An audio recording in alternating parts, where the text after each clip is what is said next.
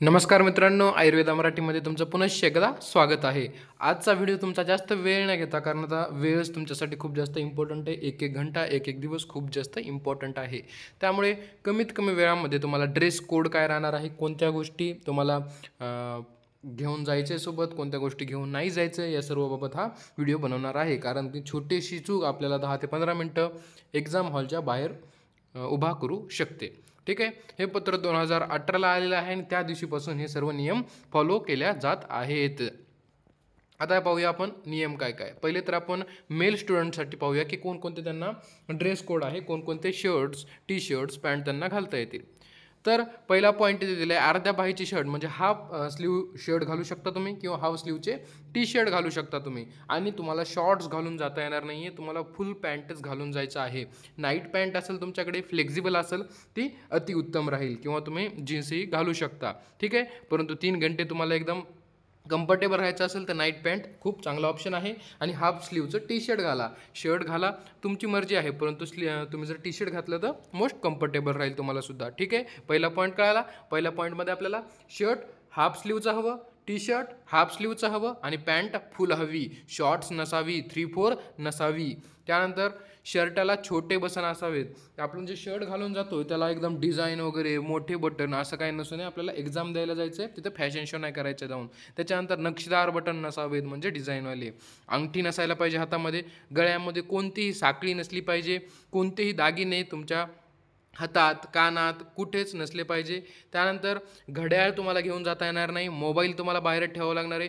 कुठलंच इलेक्ट्रॉनिक उपकरण तुमच्याजवळ आढळता कामा नाही, नाहीतर तुमच्याच वेळ वाया जाईल. त्यानंतर तुम्हाला ॲप्रॉन घालून जायचा नाही आहे, तर तुम्ही जो पोशाख सांगितला वरचा तोच घालायचा आहे. ॲप्रॉन असायला पाहिजे, टोपी नसायला पाहिजे. त्याच्यानंतर गॉगल नाही घालायचा आहे. फक्त तुमचा जो नंबरवाला चष्मा असेल, लेन्स असेल, ते तुम्ही घालून जाऊ शकता. त्याच्यानंतर मनी पर्स, वॉलेट वगैरे तुम्हाला मध्ये नेता येणार नाही आहेत. तुम्हाला फक्त घालून काय जायचं आहे, हाफ स्लीवचं टी शर्ट, एक पॅन्ट घालून जायची फुल, आणि तुम्ही तुमचं हॉल तिकीट सोबत ठेवायचं आहे. त्यानंतर तुमचं कॉलेजचं ID कार्ड सोबत असू द्या. त्यानंतर एखादा तुमचं ID प्रूफ असतो, आधार कार्ड किंवा पॅन कार्ड, ते पण सोबत असू द्या. आणि त्यानंतर तुमचं जे लिहायचं साहित्य आहे ते तुम्हाला स्वतः घेऊन जावं लागतं. जे तुम्ही पेन्स आहात ते आत्ताच ठरवून ठेवा आणि ते पेन्स थोडंसं रुळवून घेऊन जा. नवीन पेन घेऊन डायरेक्ट सेंटरला जाऊ नका, म्हणजे तुम्हाला इझी होईल. पायामध्ये तुम्हाला साधी चप्पल घालायची किंवा स्लीपर, तुम्हाला शूज वगैरे घालून जाता येणार नाहीत.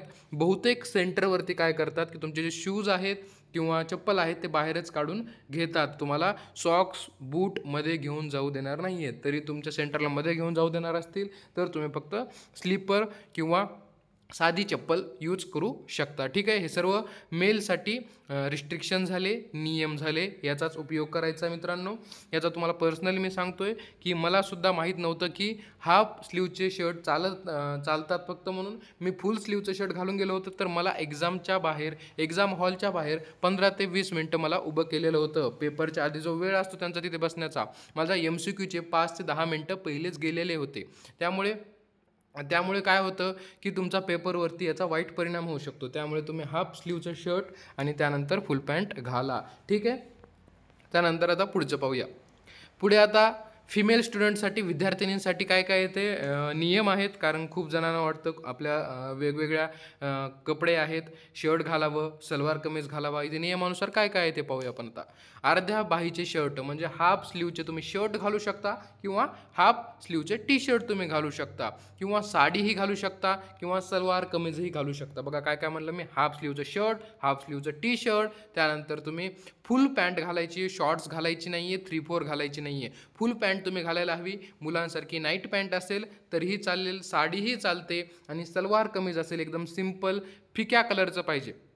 डार्क कलरचं काहीच घालून जायचं नाही आहे. डार्क कलरचं घालाल तर तिथे अलाव पण नाही आहे. आणि तुम्ही मध्ये घालून तुम्हाला सोडलं जरी तर एक्झामिनरची सारखी तुमच्यावर नजर जाईल. त्याची नजर तुमच्याकडे राहील तर तुमचा पेपरमध्ये लक्ष राहणार नाही. त्यामुळे जेवढं होईल तेवढं लाईट कलरचे कपडे घालून जायचं आहे. ठीक आहे. मुलींसाठी काय म्हटलं मी, हाफ स्लीवचं शर्ट, हाफ स्लीवचं टी शर्ट, त्यानंतर सलवार कमीज किंवा साडी घालू शकता. माझं तर तुम्हाला सजेशन राहील की तुम्ही हाफ स्लीवचं टी शर्ट घाला आणि तुम्हाला कम्फर्टेबल असेल ती फुल पॅन्ट घालून तुम्ही जा.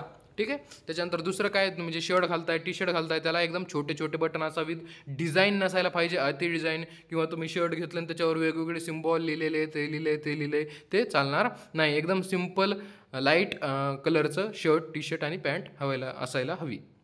त्याच्यानंतर गळ्यामध्ये साखळी घालायची नाही आहे, हातामध्ये अंगठी घालायची नाही आहे, कुठल्याच प्रकारचे दागिने तुम्हाला घालता येणार नाही, फक्त मंगळसूत्र वगळता. ज्या मॅरिड आहेत त्यांनी फक्त मंगळसूत्र परिधान करू शकता, बाकी कोणतंच हातामध्ये पायामध्ये कोणतंही तुम्हाला दागिने वापरता येणार नाही आहेत. गोल्ड असो, सिल्वर असो किंवा कोणतंही असो, तुम्हाला हातामध्ये अंगठी तुम्हाला आधीच घरीच काढून जायचे, काहीही असलं तरी तुम्हाला काढून जायचं. फक्त जे मॅरिड आहेत त्यांना मंगळसूत्र घालता येईल. त्याच्यानंतर मुलांसारखा सेम रूल, घड्याळ तुम्हाला वापरता येणार नाही, मोबाईल वापरता येणार नाही आहे, म्हणजे तुम्हाला एक्झाम हॉलच्या बाहेर ठेवावं लागणार. इलेक्ट्रॉनिक कोणतीही वस्तू, जर तुम्ही अशा इलेक्ट्रॉनिक वस्तूसोबत सापडले गेले किंवा चुकून तुमच्या हातामध्ये घड्याळमध्ये गेलं तर तुमचा टाईम वाया जाईल.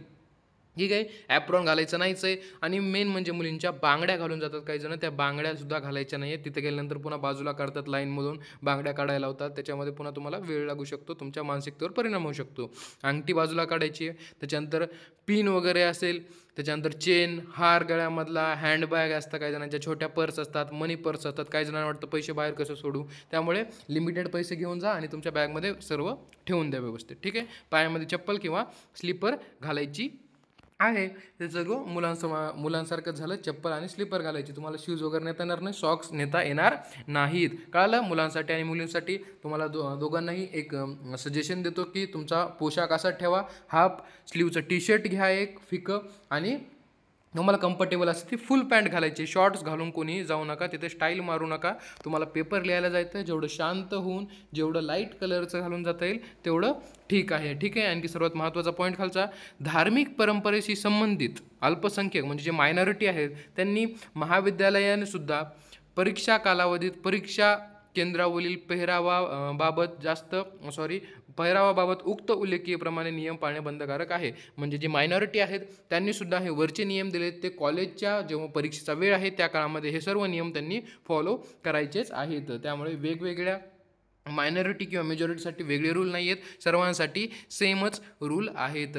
बाकी तुम्हाला हे सर्व पहिलेच रेडी करायचे, परीक्षा सेंटर पाहून यायचं आहे, आणि तुम्हाला जे कंटेंट आहे म्हणजे काय, तुमचं पेन असेल, पेन्सिल असेल, जे काय आहे तुमचे 4 ते 5 पेन काय करा तुम्ही परचेस करा आणि त्या रुळवून ठेवा. तुम्हाला प्रत्येक पेपरला एक नवी पेन जवळपास लागेल, त्यामुळे थोडी सगळ्या पेनी रुळवून ठेवा. 7 ते 8 पेनी घ्या, पेनींचा बॉक्स घ्या आणि ती पेन रुळवून न्या. नाहीतर तुम्ही नवी पेन खाली घ्या तर दुकानावर लगेच एक्झामला जाता, तिथे काहीतरी पेनींचं वेगळंच चालतं, 2-3 जरी सोबत असल्या तरीसुद्धा पेपर घाण झाला किंवा शाई जर पडली पेपरवर तर आपल्या मेंटॅलिटी आपण स्टेबल राहत नाही. त्यामुळे सर्व तयारीमध्ये जा.